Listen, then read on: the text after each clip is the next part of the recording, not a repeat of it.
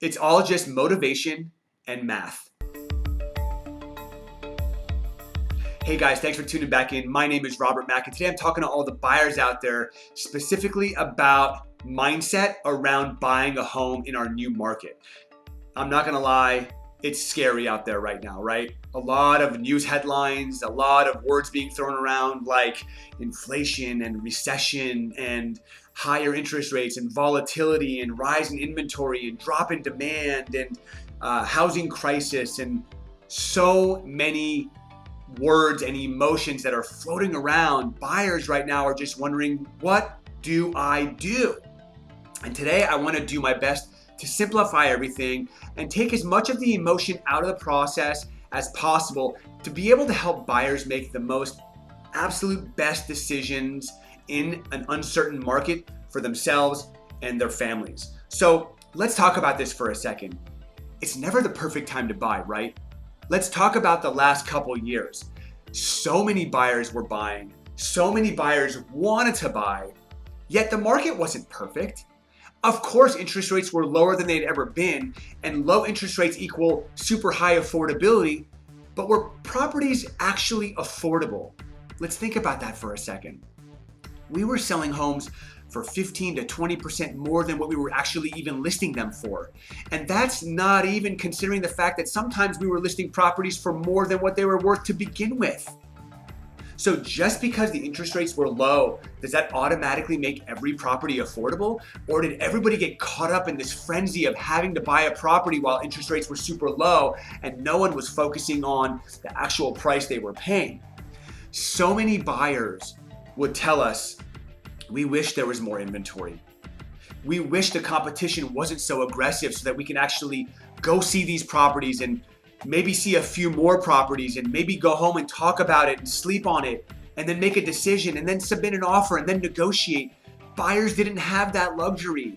You had to do whatever you had to do if you wanted a fighting chance. We were submitting offers for buyers that were outrageously high with terms that made absolutely no sense for the buyer, super risky, and we weren't even getting counter offers, which meant that there were other buyers out there that were doing even crazier things. So all these buyers that are saying, I just wish the rates would come back down, what you're not understanding is that if the rates came back down to the low threes or the high twos, we would see the same type of market. The buyers would start gobbling up the inventory and prices would skyrocket. Now let's talk about this new market. This new market, we have inventory that's over 100% higher than we were in January. So many more options for buyers when it comes to homes. Although inventory is significantly higher, we're still in a seller's market. We're still low. We have interest rates that are higher. Of course they're higher, but now buyers have the ability to see 3, 4, 5, 10 different homes instead of just one. And they have time to process this information and go back home and submit an offer and actually be able to negotiate. We're actually seeing sellers right now offer buyer concessions. We haven't seen those for years.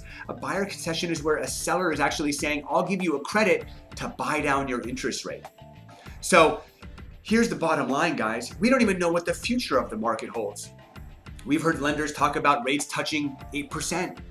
We've heard experts talk about prices continuing to rise. We've heard other experts talk about prices potentially falling and seeing a market correction.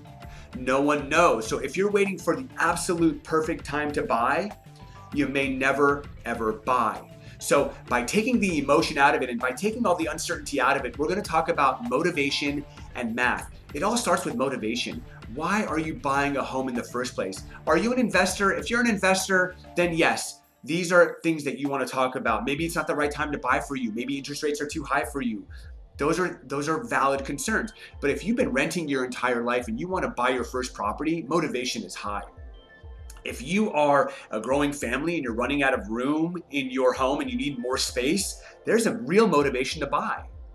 If you are an empty nester and all your kids are off to college and you live in a 5-bedroom home and it's just you and your spouse, there's a massive motivation to downsize and buy. It doesn't matter what's going on in the market. So motivation is critical. That's the very first step. If the motivation exists, then let's go to step 2, which is math. You want to talk to a lender. You want to understand the cost of home ownership. Forget about the prices. Forget about the interest rates. What will it cost for me to buy the home that I want to buy? If that home is within my budget and the motivation exists, then take the emotion out of it and take action. Rates will fluctuate. Rates will come down at some point. You can always refinance. But if you truly have a compelling reason to buy, that's what you want to focus on most. So that's the message today, guys. If you're a buyer out there, I know it's a crazy time. I know emotions are high. Focus on your motivation and then focus on the math. If you found value in this message, thank you so much for watching. Please share it with other people that also might find value. If you found this video on social media, show me some social media love. Give me a thumbs up, a like, a share, a comment, subscribe. If you want to talk to myself or my team about buying a property, or you just want to explore your options, there's no cost, there's no commitment, there's no obligation. We want to be a resource for you. And if you have any video ideas you ever want me or my team to talk about, please send those my way. Till next time, happy selling.